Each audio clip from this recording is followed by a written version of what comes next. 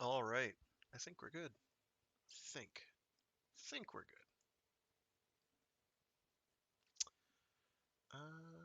Yes, I am getting audio through. Excellent. Proceed as scheduled. All right. Hopefully we won't have any of the problems that we've had for the last couple of these, for whatever reason. I couldn't honestly tell you what is causing them to have my stream interrupt itself. I do not know, Sam I am. I do not know about green eggs and ham. So, I don't have a bookmark for this. Fascinating. I have bookmarks absolutely everywhere. This is what happens when you are a bibliophile. You have bookmarks absolutely everywhere. And then when you actually need one, you have to find one. So give me a moment. Ah! Blind Sight, you never fail me ever. Thank you, Blind Sight, for being how you be. That reminds me, he's writing a third novel in that series. If it's not done already, I should really check up on that. Eventually, I'll probably get around to reading Echopraxia aloud on here. Um, the difficulty with that is I need to reread it again so that I actually understand what the hell happened.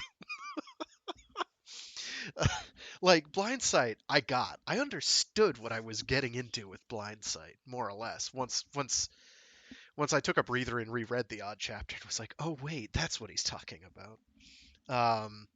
Because it's very concept dense. Echopraxy is just like we're gonna start at the 11 that we got to in Blindsight, and we're gonna keep going beyond. And I'm not gonna lie, part of that book kind of lost me, particularly the ending. I'm still not sure I understand what happened there, but I do very much want to reread it anyway. Um, I don't know when I'm gonna get to that. Maybe this year. I'll try to do it this year. But I'm not gonna promise it. Uh, for the simple reason that I have an absolutely immense backlog of other things that I'm reading. Um, many other things. Some for this stream and some for my most for my personal uh, desire. So today is going to have to be kind of a short one. And we're going to be reading Mitochondrial Eve, which was published in Interzone number 92, February of 1995. Um, this one is basically about human tribalism and how we always like to be part of a group. At least that's kind of how I see it. Maybe that is being disingenuous. It's part of it. It's not the whole thing, but it's like it's there's a science fiction story here, but it's more about how do humans behave. So it's kind of my favorite kind of science fiction story where it's like the actual sci-fi portion really doesn't matter. It's how do people react to this thing. It's very classical in that sense. All right, so give me one sec here. All right, very good. Just have to find.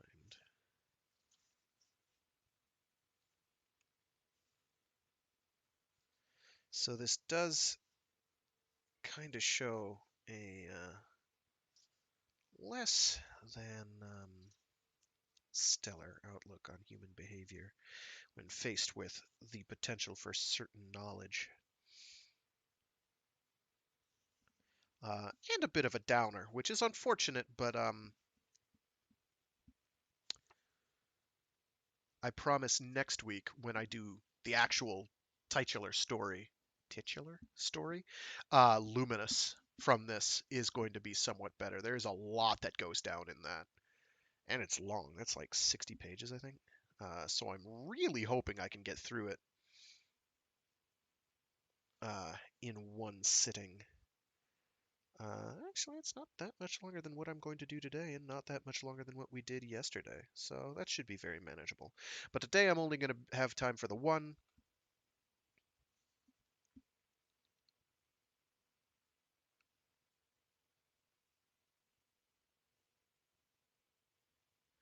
Um, I will state that this does end with kind of a reasonable conclusion, but it is kind of a downer conclusion.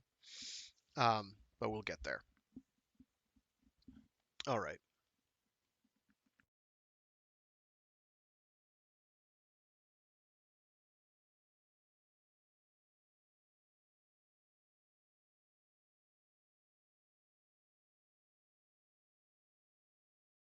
Oh, I forgot my intro thing. Welcome back to Free Read Fridays.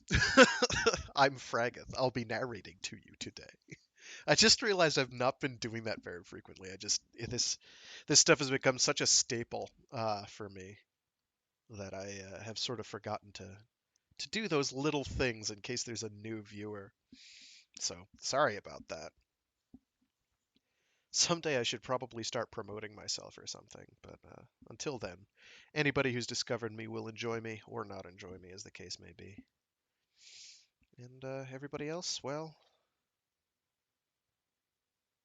they'll only know what the algos show them, and the algos will not show them me in all likelihood, except for the rare occasions when that has happened. All right. Mitochondrial Eve by Greg Egan. With hindsight, I can date the beginning of my involvement in the Ancestor Wars precisely. Saturday, June 2nd, 2007. That was the night Lena dragged me along to the Children of Eve to be mitotyped. We'd been out to dinner, it was almost midnight, but the sequencing bureau was open 24 hours. "Don't you want to discover your place in the human family?" she asked, fixing her green eyes on me, smiling but earnest. "Don't you want to find out exactly where you belong on the great tree?" The honest answer would have been, what sane person could possibly care? We'd only known each other for 5 or 6 weeks, though. I wasn't yet comfortable enough with our relationship to be so blunt. "It's very late," I said cautiously, "and you know I have to work tomorrow." I was still fighting my way up through postdoctoral qualifications in physics, supporting myself by tutoring undergraduates and doing all the tedious menial tasks which tenured academics demanded of their slaves. Lena was a communications engineer, and at 25, the same age as I was, she'd had real paid jobs for almost 4 years. "You always have to work. Come on, Paul. It'll take 15 minutes."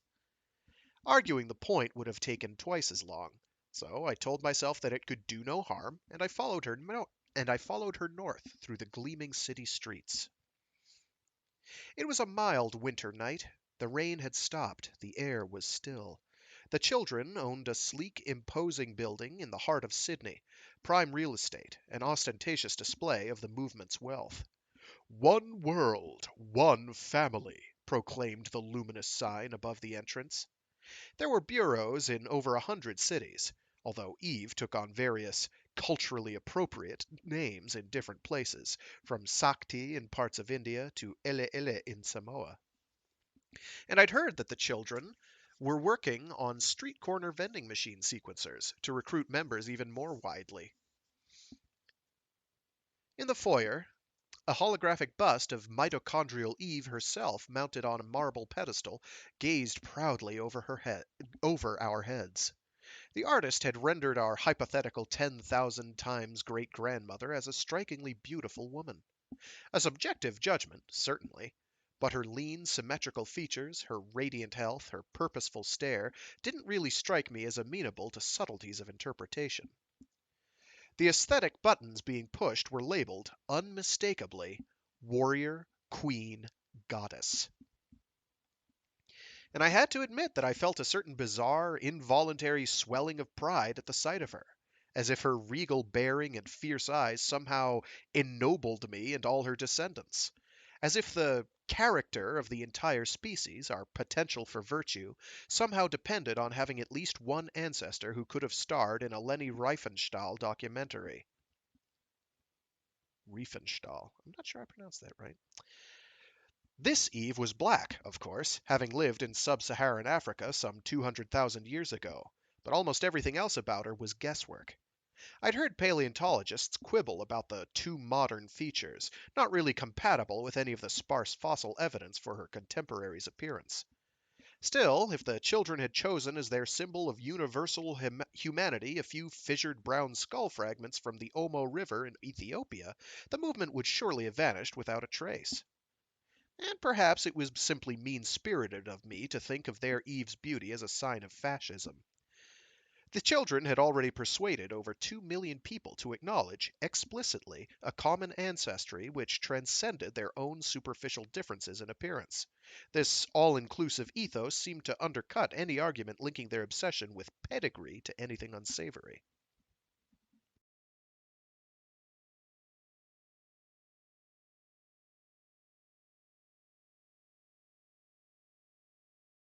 I turned to Lena. You know the Mormons baptized her posthumously last year? She shrugged the appropriation off lightly. Who cares? This Eve belongs to everyone, equally. Every culture, every religion, every philosophy. Anyone can claim her as their own. It doesn't diminish her at all. She regarded the bust admiringly, almost reverently. I thought, she sat through 4 hours of Marx Brothers films with me last week, bored witless, but uncomplaining. So I can do this for her, can't I? It seemed like a simple matter of give and take, and it wasn't as if I was being pressured into an embarrassing haircut or a tattoo. We walked through into the sequencing lounge. We were alone, but a disembodied voice broke through the ambiance of endangered amphibians and asked us to wait. The room was plushly carpeted, with a circular sofa in the middle. Artwork from around the world decorated the walls, from an uncredited Arnhem Land dot painting to a Francis Bacon print. The explanatory text below was a worry, dire Jungian psychobabble about universal primal imagery and the collective unconscious. I groaned aloud, but when Lena asked what was wrong, I just shook my head innocently. A man in white trousers and a short white tunic emerged from a camouflaged door, wheeling a trolley packed with impressively minimalist equipment, reminiscent of expensive Scandinavian audio gear. He greeted us both as cousin, and I struggled to keep a straight face. The badge on his tunic bore his name, Cousin Andre, a small reflection hologram of Eve, and a sequence of letters and numbers which identified his mitotype. Lena took charge, explaining that she was a member, and she'd brought me along to be sequenced.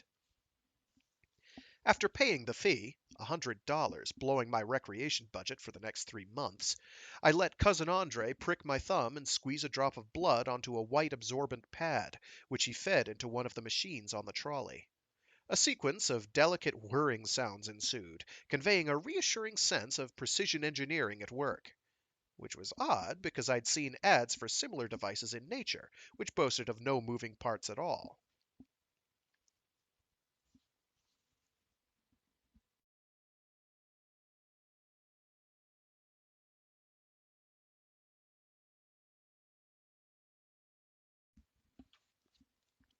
While we waited for the results, the room dimmed, and a large hologram appeared, projected from the wall in front of us. A micrograph of a single living cell. From my own blood? More likely, not from anyone's, just a convincing photorealist animation. Every cell in your body, Cousin Andre explained, contains hundreds or thousands of mitochondria, tiny power plants which extract energy from carbohydrates.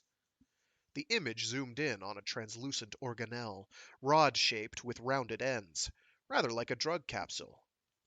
The majority of the DNA in any cell is in the nucleus and comes from both parents, but there's also DNA in the mitochondria, inherited from the mother alone.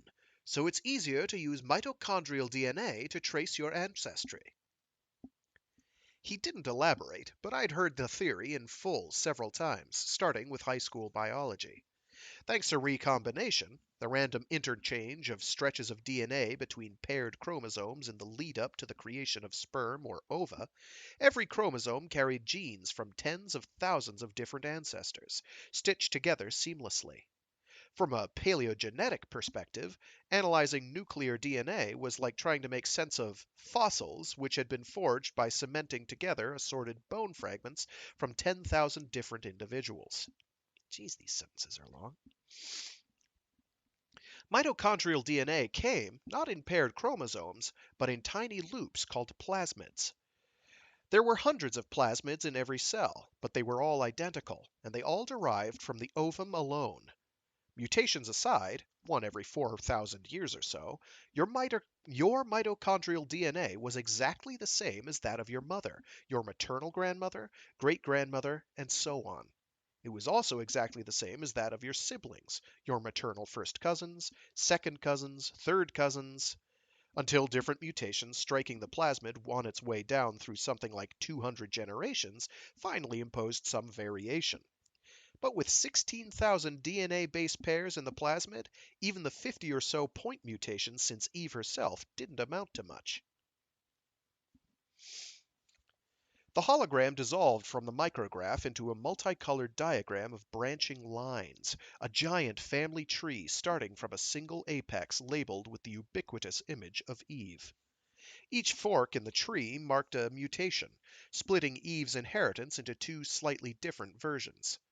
At the bottom, the tips of the hundreds of branches showed a variety of faces, some men, some women, individuals or composites, I couldn't say, but each one presumably represented a different group of, roughly, 200th maternal cousins, all sharing a mitotype, their own modest variation on the common 200,000-year-old theme.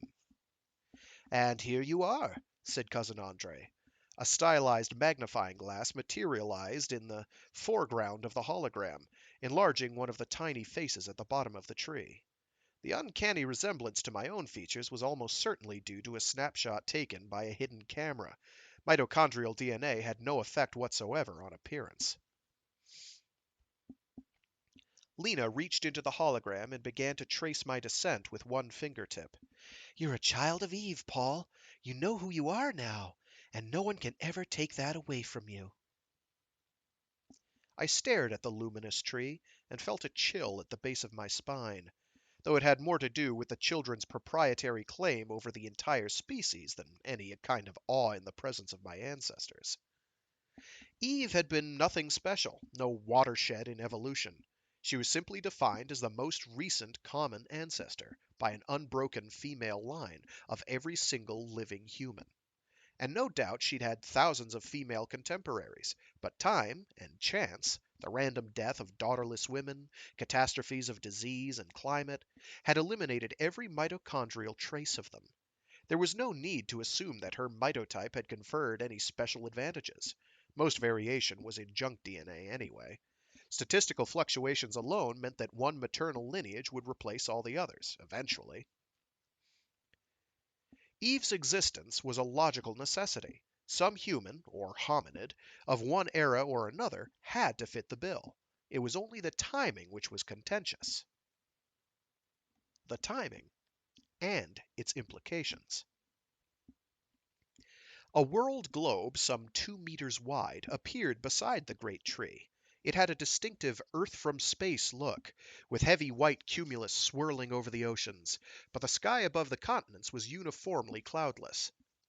The tree quivered and began to rearrange itself, converting its original rectilinear form into something much more misshapen and organic, but flexing its geometry without altering any of the relationships it embodied. Then it draped itself over the surface of the globe. Lines of descent became migratory routes. Between eastern Africa and the Levant, the tracks were tightly bunched and parallel, like the lanes of some Paleolithic freeway. Elsewhere, less constrained by the geography, they radiated out in all directions. A recent Eve favored the out of Africa hypothesis. Modern Homo sapiens had evolved from the earlier Homo erectus in one place only, and had then migrated throughout the world, outcompeting and replacing the local Homo erectus everywhere they went, and developing localized racial characteristics only within the last 200,000 years. The single birthplace of the species was most likely Africa, because Africans showed the greatest, and hence oldest, mitochondrial variation. All other groups seem to have diversified more recently from relatively small founder populations. There were rival theories, of course. More than a million years before Homo sapiens even existed, Homo erectus itself had spread as far as Java, acquiring its own regional differences in appearance.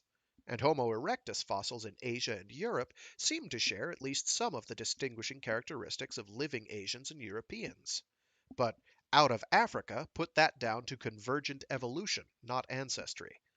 If Homo erectus had turned into Homo sapiens independently in several places, then the mitochondrial difference between, say, modern Ethiopians and Javanese should have been 5 or 10 times as great, marking their long separation since a much earlier Eve. And even if the scattered Homo erectus communities had not been totally isolated, but had interbred with successive waves of migrants over the past 1 or 2 million years, hybridizing with them to create modern humans and yet somehow retaining their distinctive differences, then distinct mitochondrial lineages much older than 200,000 years probably should have survived too.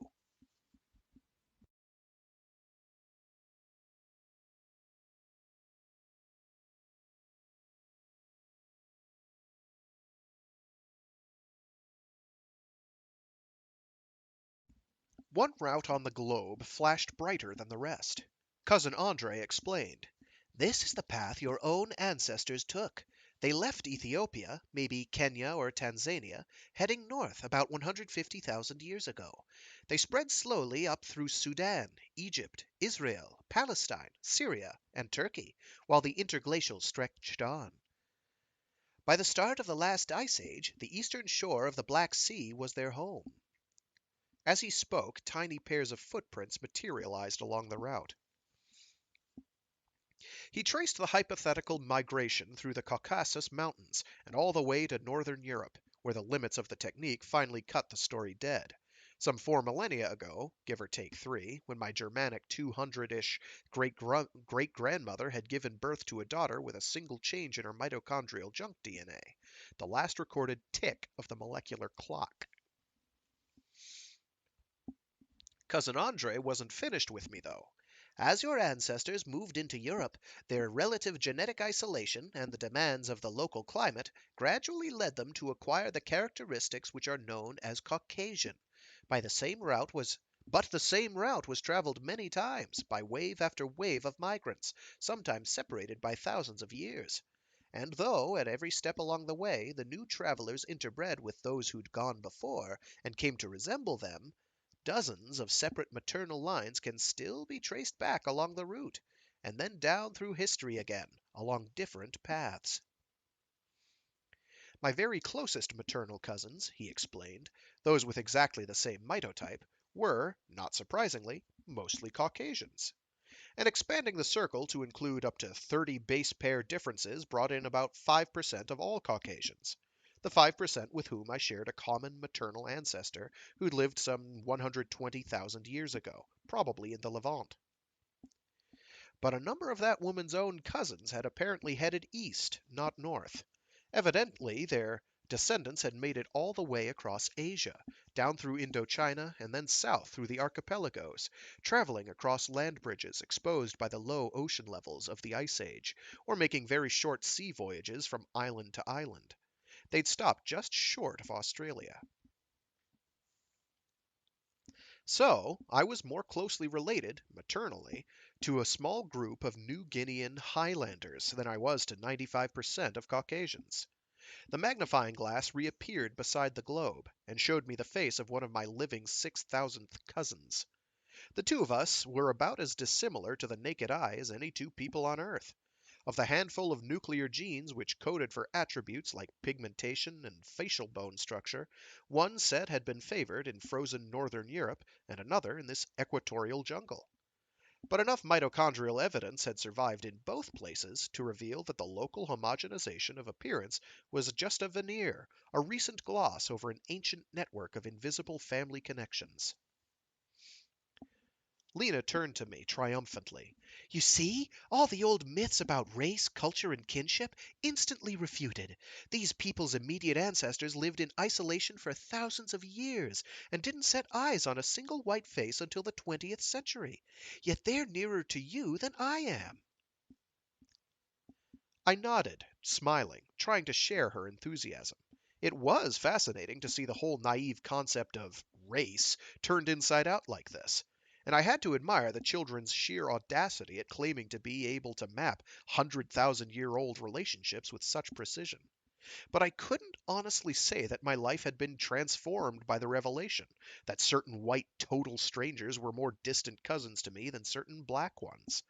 Maybe there were die-hard racists who would have been shaken to the core by news like this, but it was hard to imagine them rushing along to the children of Eve to be mitotyped. The far end of the trolley beeped and ejected a badge just like Cousin Andre's. He offered it to me. When I hesitated, Lena took it and pinned it proudly to my shirt. Out on the street, Lena announced soberly, "Eve is going to change the world. We're lucky. We'll live to see it happen. We've had a century of people being slaughtered for belonging to the wrong kinship groups, but soon everyone will understand that there are older, deeper blood ties which confound all their shallow historical prejudices." You mean like the biblical Eve confounded all the prejudices of fundamentalist Christians? Or like the image of the Earth from space put an end to war and pollution? I tried diplomatic silence. Lena regarded me with consternation, as if she couldn't quite believe that I could harbor any doubts after my own unexpected blood ties had been revealed. I said, "Do you remember the Rwandan massacres?" "Of course.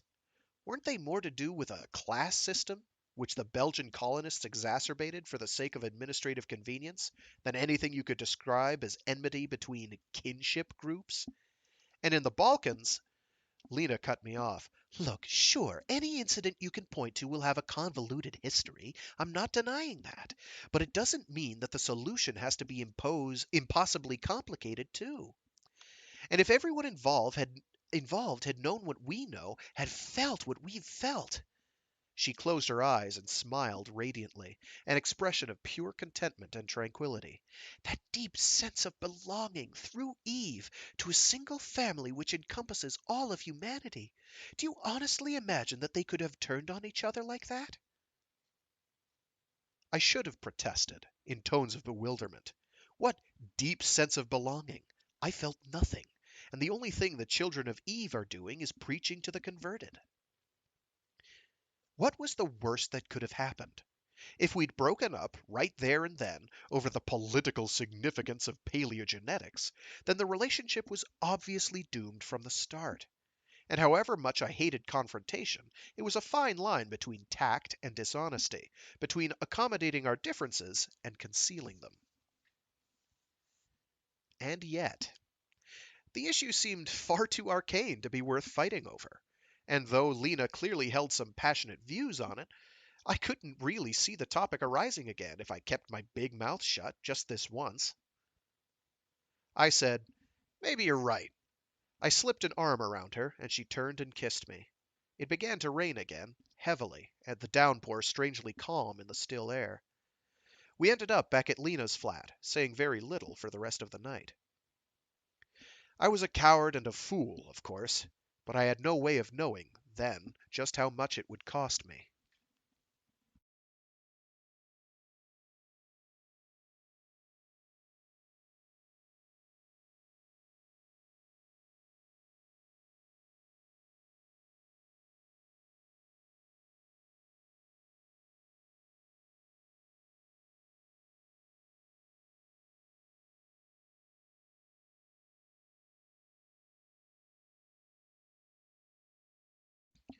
A few weeks later, I found myself showing Lena around the basement of the UNSW physics department, where my own research equipment was crammed into one corner.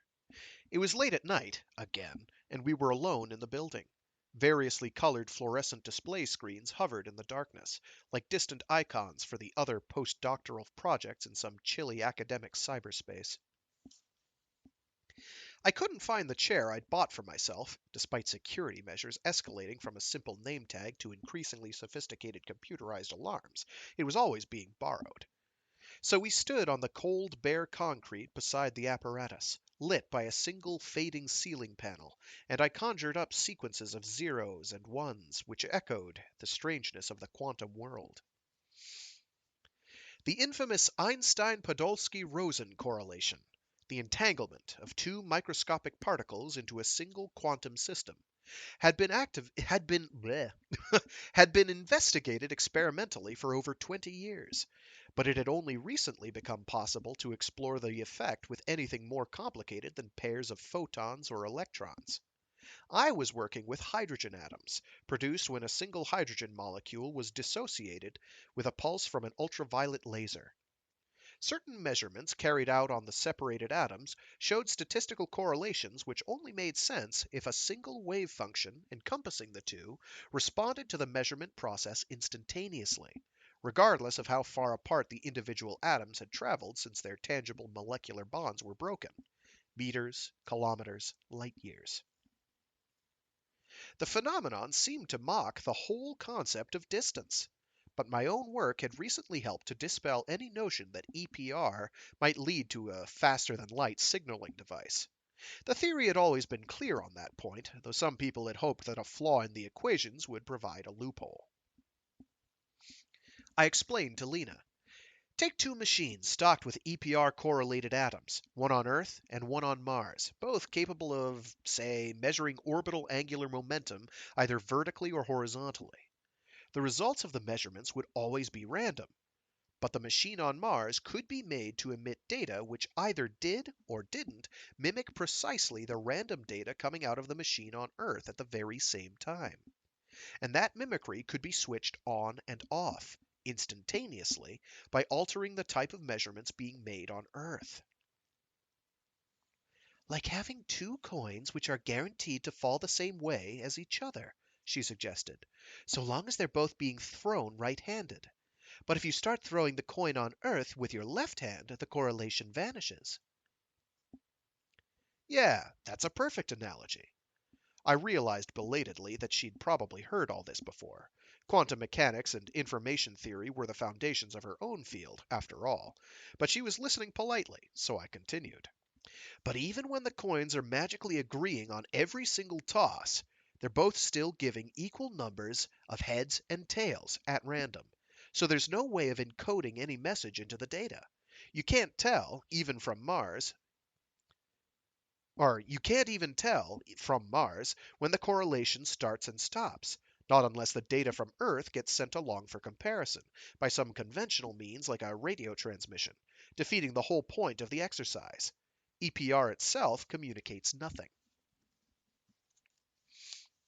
Lena contemplated this thoughtfully, though she was clearly unsurprised by the verdict.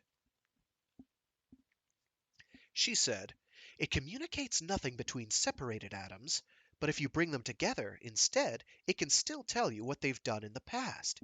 You do a control experiment, don't you? You make the same measurements on atoms which were never paired?" "Yeah, of course." I pointed to the third and fourth columns of data on the screen. The process itself was going on silently as we spoke, inside an evacuated chamber in a small gray box concealed behind all the electronics. The results are completely uncorrelated. So basically, this machine can tell you whether or not two atoms have been bonded together? Not individually. Any individual match could just be chance. But given enough atoms with a common history, yes. Lena was smiling conspiratorially. I said, "What?" "Just humor me for a moment. What's the next stage? Heavier atoms?" "Yes, but there's more. I'll split a hydrogen molecule, let the two separate hydrogen atoms combine with two fluorine atoms, any old ones not correlated, then split both hydrogen fluoride molecules and make measurements on the fluorine atoms to see if I can pick up an indirect correlation between them, a second-order effect inherited from the original hydrogen molecule." The truth was, I had little hope of getting funded to take the work that far. The basic experimental facts of EPR had been settled now, so there wasn't much of a case for pushing the measurement technology any further. "In theory," Lena asked innocently, "could you do the same with something much larger, like DNA?" I laughed. "No!" "I don't mean could you do it, here a week from tomorrow. But if two strands of DNA had been bonded together, would there be any correlation at all?" I balked at the idea, but confessed. There might be. I can't give you the answer off the top of my head. I'd have to borrow some software from the biochemists and model the interaction precisely. Lena nodded, satisfied. I think you should do that. Why? I'll never be able to try it for real. Not with this junkyard grade equipment. I snorted. So tell me who's going to pay for something better. Lena glanced around the grim basement as if she wanted to record a mental snapshot of the low point of my career, before everything changed completely. Who'd finance research into a means of detecting the quantum fingerprint of DNA bonding? Who'd pay for a chance of computing, not to the nearest few millennia, but to the nearest cell division? How long ago two mitochondrial plasmids were in contact? I was scandalized. This was the idealist who believed that the children of Eve were the last great hope for world peace? I said, they'd never fall for it. Lena stared at me blankly for a second, then shook her head, amused.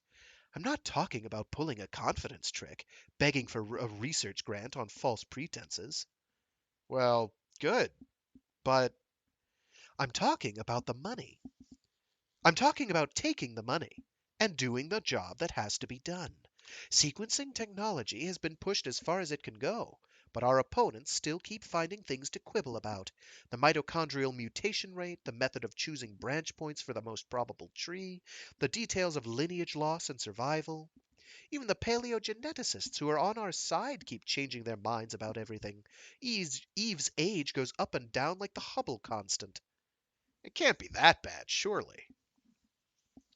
Lena seized my arm. Her excitement was electric. I felt it flow into me.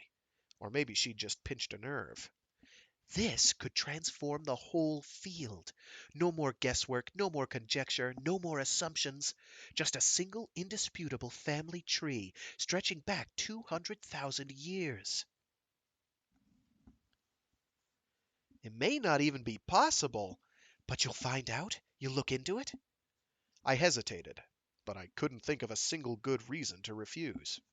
Yes. Lena smiled. With quantum paleogenetics, you'll have the power to bring Eve to life for the world in a way that no one has ever done before.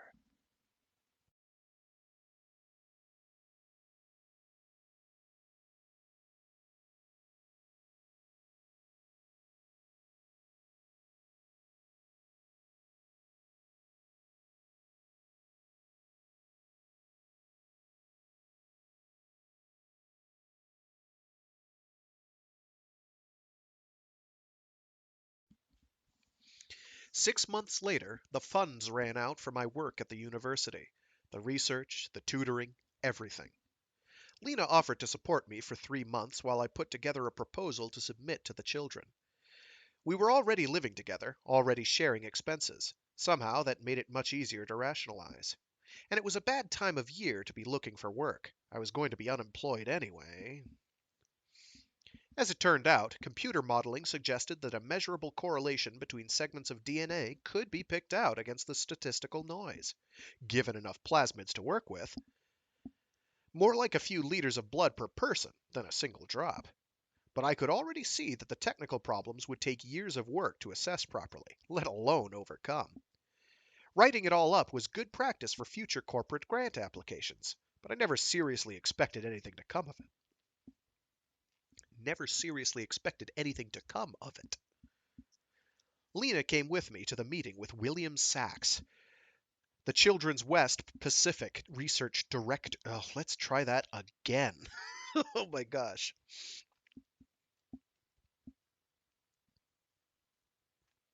Lena came with me to the meeting with William Sachs, the Children's West Pacific Research Director. He was in his late 50s and very conservatively dressed, from the classic Benetton AIDS Isn't Nice t-shirt to the Mambo World Peace surfing dove motif board shorts. A slightly younger version smiled down from a framed cover of Wired. He'd been Guru of the Month in April 2005. The university physics department will be contracted to provide overall supervision, I explained nervously. There will be independent audits of the scientific quality of the work every 6 months, so there's no possibility of research running off the rails. The EPR correlation, mused Sachs, proves that all life is bound together holistically into a grand unified meta-organism, doesn't it? No. Lena kicked me hard under the desk. But Sachs didn't seem to have heard me. You'll be listening in to Gaia's own theta rhythm, the secret harmony which underlies everything. Synchronicity, morphic resonance, transmigration. He sighed dreamily. I adore quantum mechanics. You know my Tai Chi master wrote a book about it? Schrodinger's Lotus. You must have read it. What a mindfuck. And he's working on a sequel, Heisenberg's Mandala. Lena intervened before I could open my mouth again. Maybe later generations will be able to trace the correlation as far as other species. But in the foreseeable future, even reaching as far as Eve will be a major technical challenge. Cousin William seemed to come back down to earth. He picked up the printed copy of the application and turned to the budget details at the end, which were mostly Lena's work. $5 million is a lot of money. Over 10 years, Lena said smoothly. And don't forget that there's a 125% tax deduction on R&D expenditure this financial year. By the time you factor in the notional patent rights, you really believe the spin-offs will be valued this highly? Just look at Teflon. I'll have to take this to the board.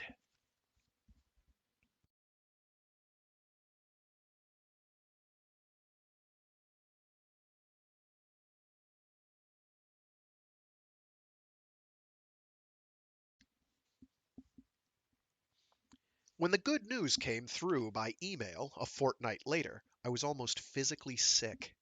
I turned to Lena. What have I done? What if I spend 10 years on this and it all comes to nothing? She frowned, puzzled. There are no guarantees of success, but you've made that clear. You haven't been dishonest. Every great endeavor is plagued with uncertainties, but the children have decided to accept the risks. In fact, I hadn't been agonizing over the morality of relieving rich idiots with a global motherhood fixation of large sums of money, and quite possibly having nothing to give them in return. I was more worried about what it would mean for my career if the research turned out to be a cul-de-sac and produced no results worth publishing. Lena said, It's all going to work out perfectly. I have faith in you, Paul. And that was the worst of it. She did. We loved each other, and we were, both, using each other. But I was the one who kept on lying about what was soon to become the most important thing in our lives.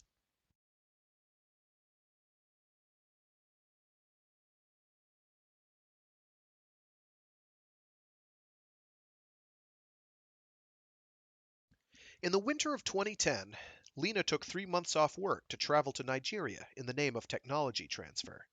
Her official role was to advise the new government on the modernization of the communications infrastructure, but she was also training a few hundred local operators for the children's latest low-cost sequencer. My EPR technique was still in its infancy, barely able to distinguish identical twins from total strangers, but the original mitochondrial DNA analyzers had become extremely small, rugged, and cheap. Africa had proved highly resistant to the children in the past, but it seemed that the movement had finally gained a foothold. Every time Lena called me from Lagos, her eyes shining with missionary zeal, I went and checked the great tree, trying to decide whether its scrambling of traditional notions of familial proximity would render the ex-combatants in the recent civil war more, or less, fraternal toward each other, if the sequencing fad really took off. The factions were already so ethnically mixed, though, that it was impossible to come to a definite verdict. So far as I could tell, the war had been fought between alliances shaped as much by certain 21st century acts of political patronage as by any invocation of ancient tribal loyalties. Near the end of her stay, Lena called me in the early hours of the morning, my time, so angry she was almost in tears. I'm flying straight to London, Paul. I'll be there in 3 hours. I squinted at the bright screen, dazed by the tropical sunshine behind her. Why? What's happened? I had visions of the children undermining the fragile ceasefire, igniting some unspeakable ethnic holocaust, then flying out to have their wounds tended by the best microsurgeons in the world, while the country descended into chaos behind them. Lena reached off camera and hit a button, pasting a section of a news report into a corner of the transmission. The headline read, "Y Chromosome Adam Strikes Back." The picture below showed a near-naked, muscular, blond white man, curiously devoid of body hair, rather like Michelangelo's David in a bison skin loincloth, aiming a spear at the reader with suitably balletic grace. I groaned softly. It had only been a matter of time. In the cell divisions leading up to sperm production, most of the DNA of the Y chromosome underwent recombination with the X chromosome, but part of it remained aloof, unscrambled, passed down the purely paternal line with the same fidelity as mitochondrial DNA passed from mother to daughter. In fact, with more fidelity. Mutations in nuclear DNA were much less frequent, which made it a much less useful molecular clock. They claim they found a single male ancestor for all northern Europeans just 20,000 years ago. They're presenting all this bullshit at a paleogenetics conference in Cambridge tomorrow. I scanned the article as Lena wailed. The news report was all tabloid hype. It was difficult to tell what the researchers were actually researching. But a number of right-wing groups who'd long been opposed to the Children of Eve had embraced the results with obvious glee. I said, "So why do you have to be there?" "To defend Eve, of course. We can't let them get away with this." My head was throbbing. If it's bad science, let the experts refute it. It's not your problem. Lena was silent for a while, then protested bitterly. "You know male lineages are lost faster than female ones. Thanks to polygyny, a single paternal line can dominate a population in far fewer generations than a maternal line." So the claim might be right? There might have been a single recent Northern European Adam? "Maybe," Lena admitted begrudgingly, "but so what? What's that supposed to prove? They haven't even tried to look for an Adam who's a father to the whole species." I wanted to reply, "Of course it proves nothing, changes nothing. No sane person could possibly care." But who made kinship such a big issue in the first place? Who did their best to propagate the notion that everything that matters depends on family ties? It was far too late, though. Turning against the children would have been sheer hypocrisy. I'd taken their money, I'd played along. And I couldn't abandon Lena. If my love for her went no further than the things we agreed on, then that wasn't love at all. I said numbly, "I should make the 3 o'clock flight to London. I'll meet you at the conference."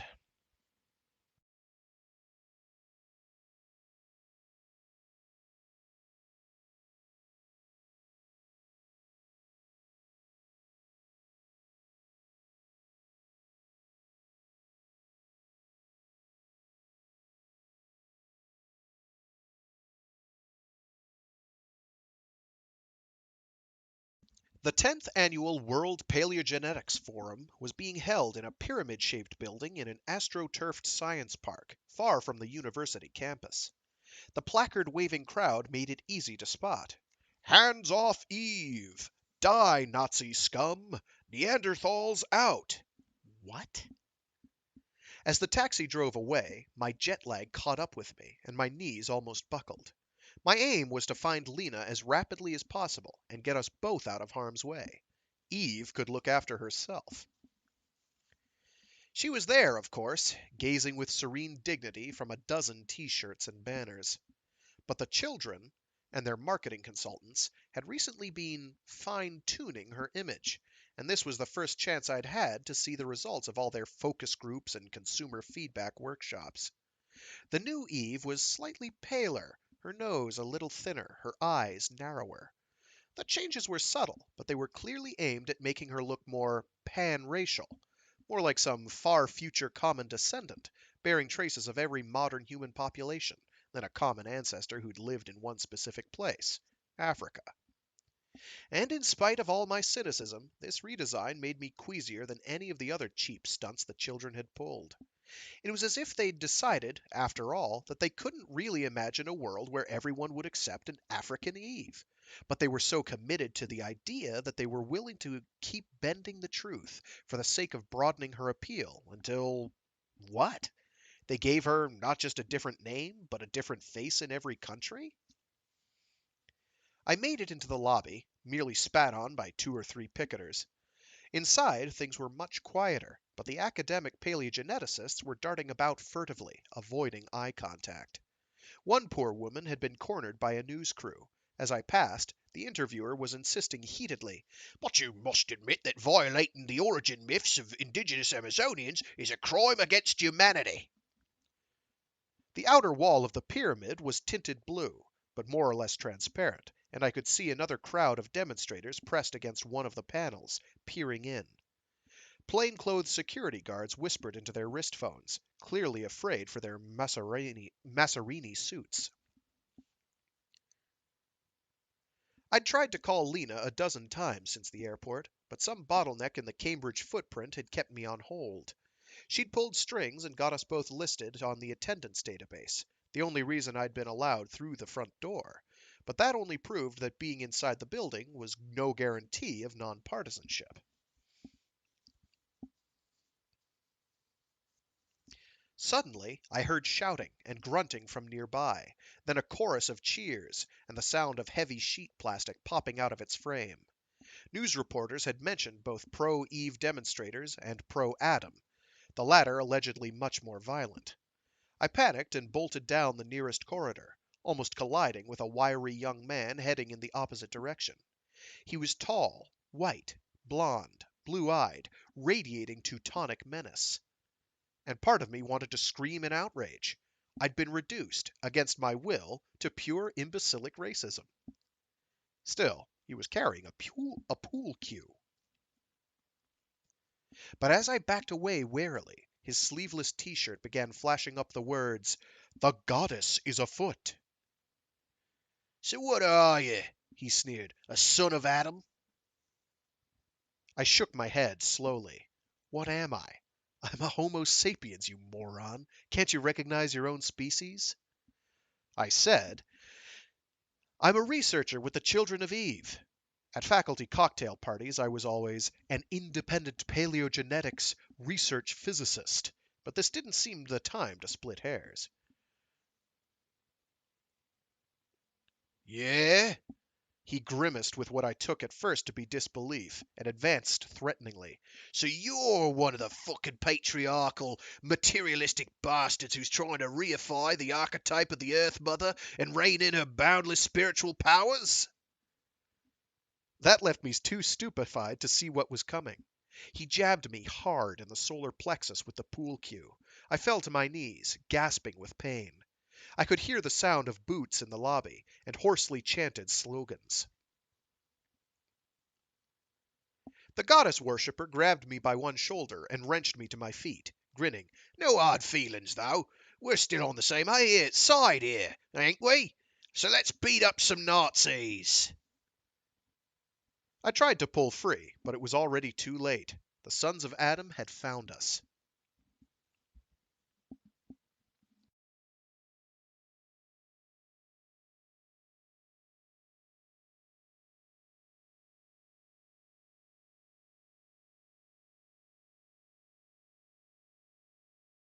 Lena came to visit me in the hospital. "I knew you should have stayed in Sydney." My jaw was wired. I couldn't answer back. "You have to look after yourself. Your work's more important than ever now. Other groups will find their own atoms, and the whole unifying message of Eve will be swamped by the tribalism inherent in the idea of recent male ancestors. We can't let a few promiscuous Cro-Magnon men ruin everything." "We have mitochondrial sequencing. They have Y chromosome sequencing.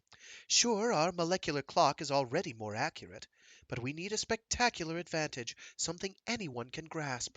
Mutation rates, mitotypes, it's all too abstract for the person on the street. And if we can construct exact family trees with EPR, starting with people's known relatives, But extending that same sense of precise kinship across 10,000 generations, all the way back to Eve, then that will give us an immediacy, a credibility that will leave the sons of Adam for dead. She stroked my brow tenderly. You can win the ancestor wars for us, Paul. I know you can. I conceded.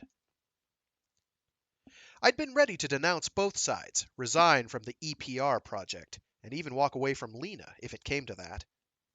Maybe it was more pride than love, more weakness than commitment, more inertia than loyalty. Whatever the reason, though, I couldn't do it. I couldn't leave her. The only way forward was to try and finish what I'd started, to give the children their watertight, absolute proof.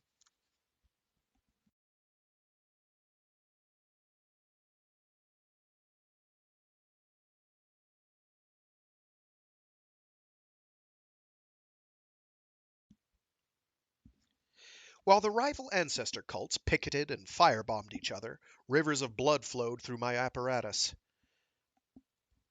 The children had supplied me with 2-liter samples from no fewer than 50,000 members worldwide. My lab would have put the most garish Hammer horror film set to shame. Oh, my lab would have put the most garish Hammer horror film set to shame. Trillions of plasmids were analyzed. Electrons in certain low-energy hybrid orbital electrons in a certain low energy hybrid orbital, a quantum mixture of 2 different shaped charge distributions, potentially stable for thousands of years, were introduced by finely tuned laser pulses to collapse into one particular what is going on? Into one particular state. Thanks, hiccups. This is what happens when you breathe funny. Let's take this from the top. Trillions of plasmids were analyzed. Electrons in a certain low-energy hybrid orbital, a quantum mixture of 2 different shaped charge distributions, potentially stable for thousands of years, were induced by finely tuned laser pulses to collapse into one particular state. And though every collapse was random, the orbital I'd chosen was, very slightly, correlated across paired strands of DNA. Quadrillions of measurements were accumulated and compared.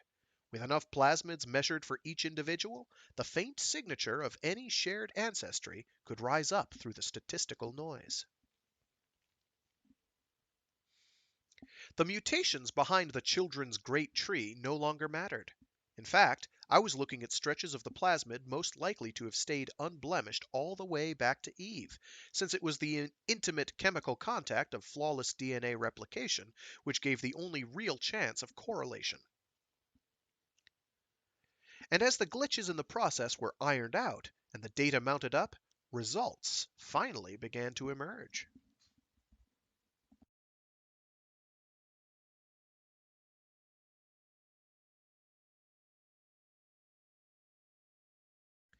The blood donors included many close family groups. I analyzed the data blind, then passed the results to one of my research assistants to be checked against the known relationships. Early in June 2013, I scored 100% on sibling detection in 1,000 samples. A few weeks later, I was doing the same on first and second cousins. Soon we hit the limits of the recorded genealogy. To provide another means of cross-checking, I started analyzing nuclear genes as well. Even distant cousins were likely to have at least some genes from a common ancestor, and EPR could date that ancestor precisely. News of the project spread, and I was delighted with crank mail. That is the exact opposite of what that sentence says. One sec. News of the project spread, and I was deluged with crank mail and death threats. The lab was fortified. The children hired bodyguards for everyone involved in the work, and their families. The quantity of information just kept growing, but the children, horrified by the thought that the Adams might outdo them with rival technology, kept voting me more and more money. I upgraded our supercomputers twice. And though mitochondria alone could lead me to Eve, for bookkeeping purposes, I found myself tracing the nuclear genes of hundreds of thousands of ancestors, male and female.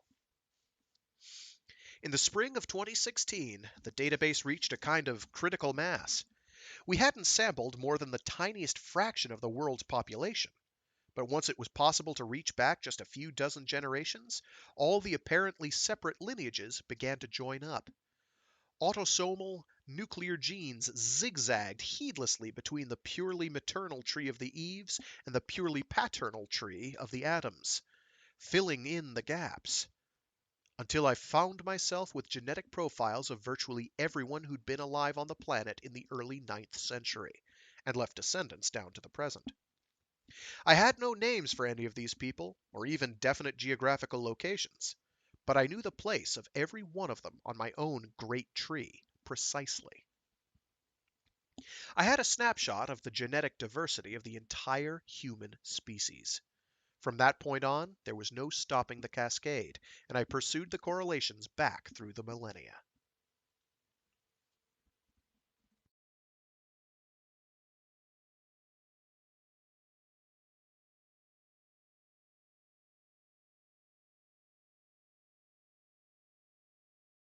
By 2017, Lena's worst predictions had all come true.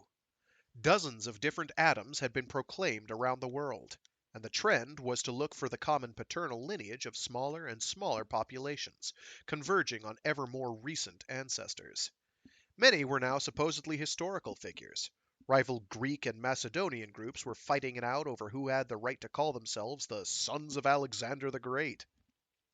Y chromosomal ethnic classification had become government policy in 3 Eastern European republics, and, allegedly, corporate policy in certain multinationals. The smaller the populations analyzed, of course, unless they were massively inbred, the less likely it was that everyone targeted really would share a single atom. So, the first male ancestor to be identified became the father of his people, and anyone else became a kind of gene-polluting barbarian rapist whose hideous taint could still be detected and weeded out. Every night I lay awake into the early hours, trying to understand how I could have ended up at the center of so much conflict over something so idiotic. I still couldn't bring myself to confess my true feelings to Lena, so I'd pace the house with the lights out or lock myself in my study with the bulletproof shutters closed and sort through the latest batch of hate mail, paper and electronic, hunting for evidence that anything I might discover about Eve would have the slightest positive effect on anyone who wasn't already a fanatical supporter of the children. Hunting for some sign that there was hope of ever doing more than preaching to the converted. I never did find the encouragement I was looking for, but there was one postcard which cheered me up slightly. It was from the high priest of the Church of the Sacred UFO in Kansas City. Dear Earth Dweller, please use your brain. As anyone knows in this scientific age, the origin of the races is now well understood. Africans traveled here after the deluge from Mercury, Asians from Venus, Caucasians from Mars, and the people of the Pacific Islands from assorted asteroids. If you don't have the necessary occult skills to project rays from the continents to the astral plane to verify this, a simple analysis of temperament and appearance should make this obvious, even to you. But please don't put words into my mouth. Just because we're all from different planets doesn't mean we can't still be friends.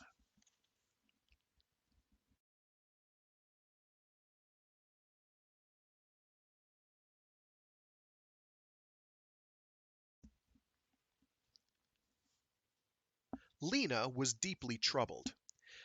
But how can you hold a media conference tomorrow when Cousin William hasn't even seen the final results? It was Sunday, January 2018. We'd said goodnight to the bodyguards and gone to bed in the reinforced concrete bunker the children had installed for us after a nasty incident in one of the Baltic states.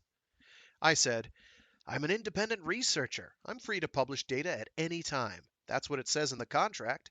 Any advances in the measurements technology have to go through the children's lawyers, but not the paleogenetic results. Lena tried another tack.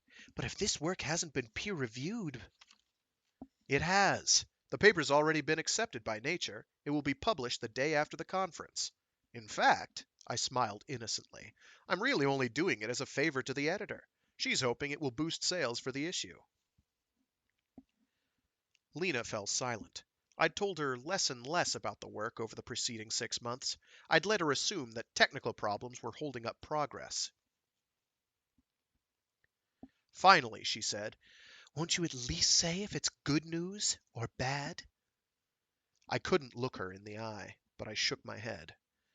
Nothing that happened 200,000 years ago is any kind of news at all.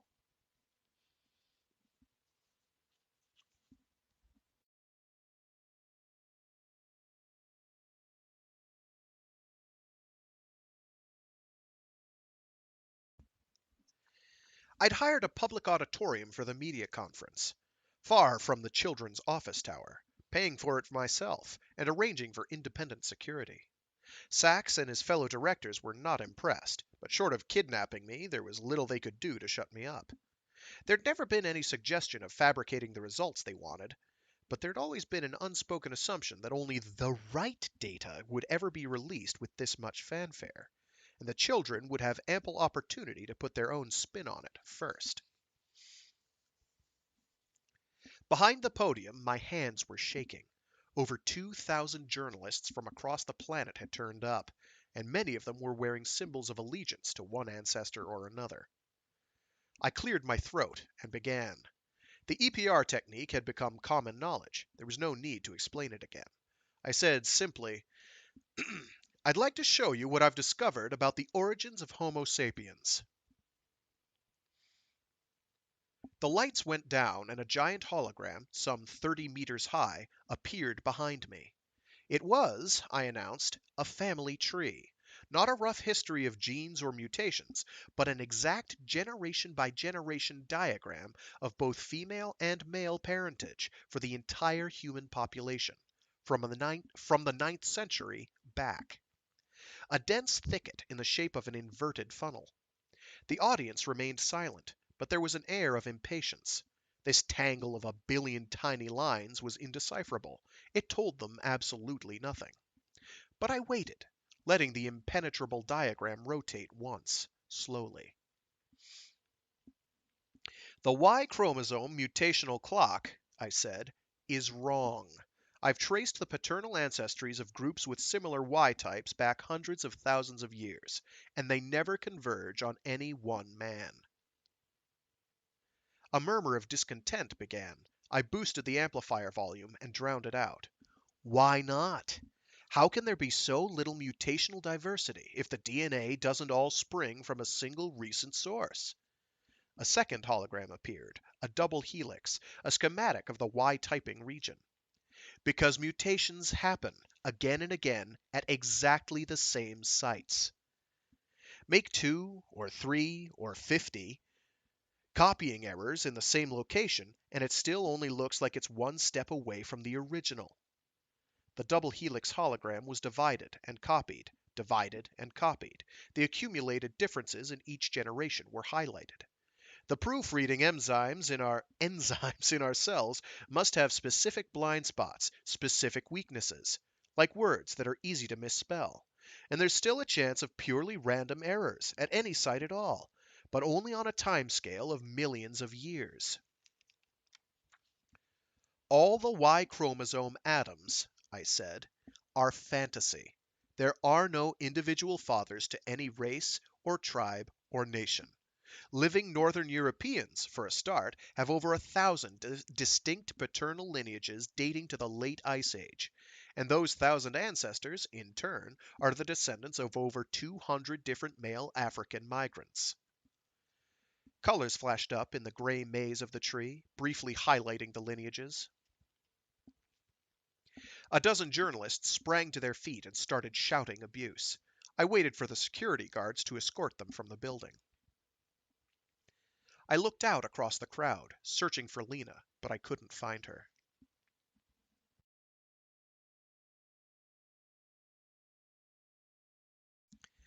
I said, "The same is true of mitochondrial DNA.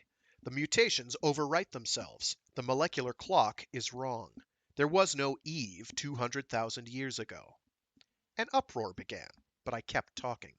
Homo erectus spread out of Africa dozens of times over 2 million years, the new migrants always interbreeding with the old ones, never replacing them.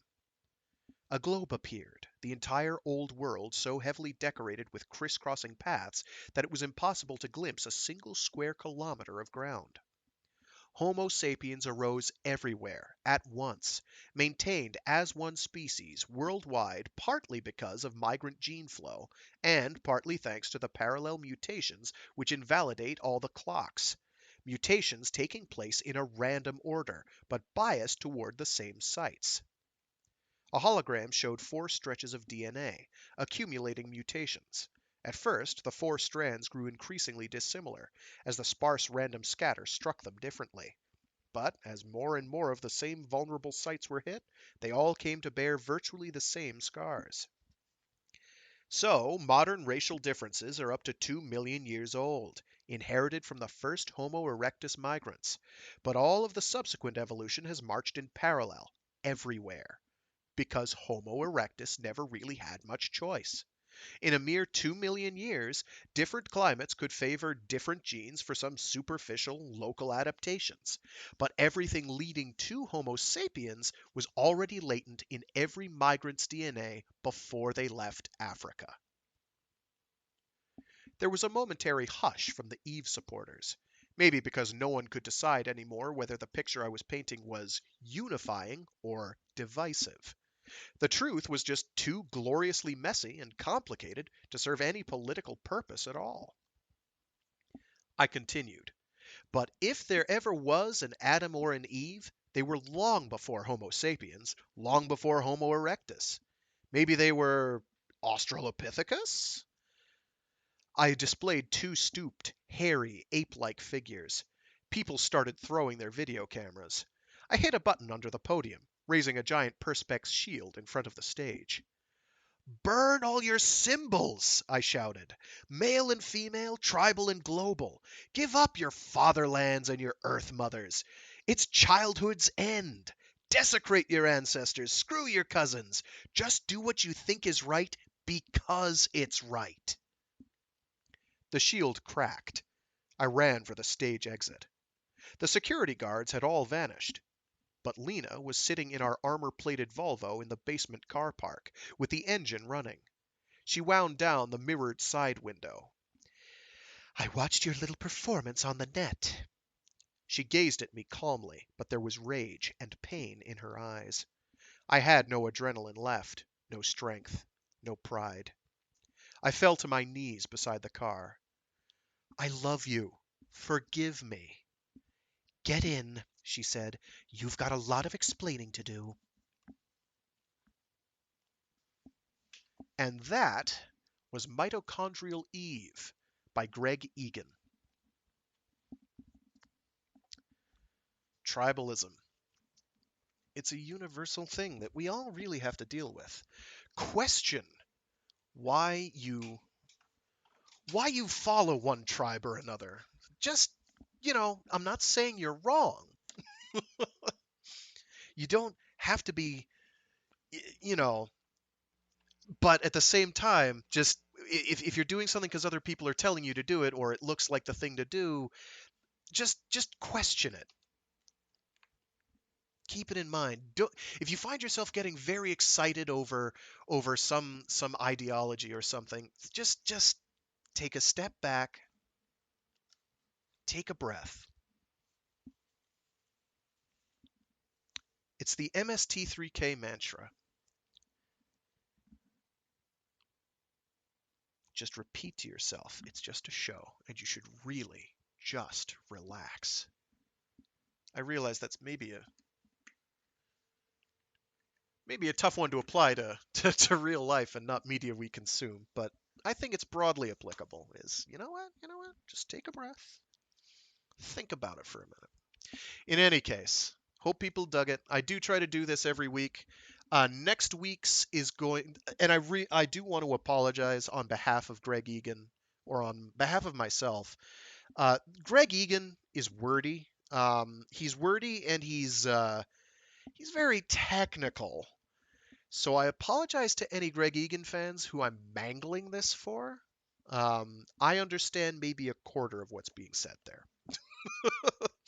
I understand maybe a quarter of it, and it's mostly got to do with the actual biology and chemistry part of it, not the quantum portion. I do not get that.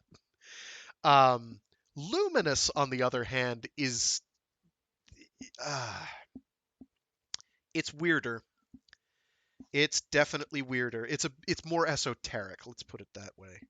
It's still good, I think, but it's a bit stranger, and that'll become clear when I get to it next week. I still think it's cool. It's still a good yarn, but man, it's when you try to grasp the actual science that's going on, it's like, I don't know what's going on. I don't know what this is. In any case, hope people dug it. Hope people dig next week's. Thank you for tuning in, Kazan. Awesome. Getting people to tune in. Neat stuff. I do other streams throughout the week. I have a Mecha Monday stream where I do something giant robot related or mecha adjacent. I do also a Warframe Wednesday stream where I do some Warframe for a couple hours. And then this stream, Free Read Fridays, where I read short stories and indeed entire novels aloud.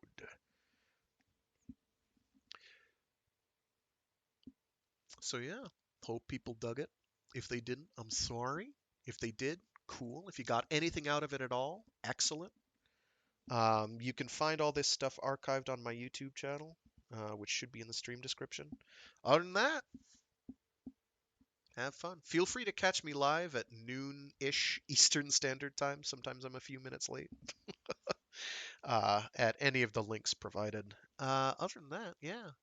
After we get through all of the Luminous short story collection by Greg Egan, I think I will indeed be doing Heavy Time by C.J. Sherry. So if you want to see or hear, as the case may be, a an interesting take on, um, I say interesting take. I would also say one of the absolute most definitive takes on life in the asteroid belt, with a distinctly human perspective. Like it's focused on characters, um, rather than the actual I'm trapped free floating in space sort of thing. Um, Definitely check that out.